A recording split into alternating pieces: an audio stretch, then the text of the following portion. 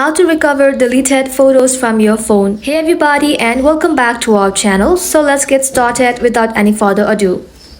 So the first step that you would like to try is open up your Photos application in your mobile device.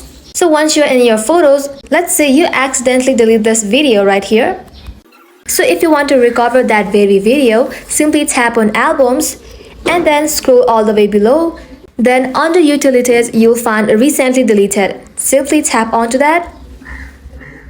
Just like so, you'll be able to recover deleted photos from your device. So this is one step. The next step would be to open up settings. Tap on your username. Now from here, you'll find iCloud. Tap onto it. And now under apps using cloud, simply tap on photos. From here, you want to go ahead and toggle this option that says sync this iPhone.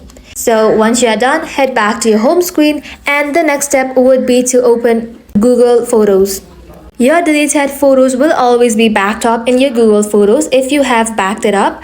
So that is how you can recover deleted photos from your phone. And that's it for today's video guys. Thank you all for watching the video till the very end and stay tuned until our next upload.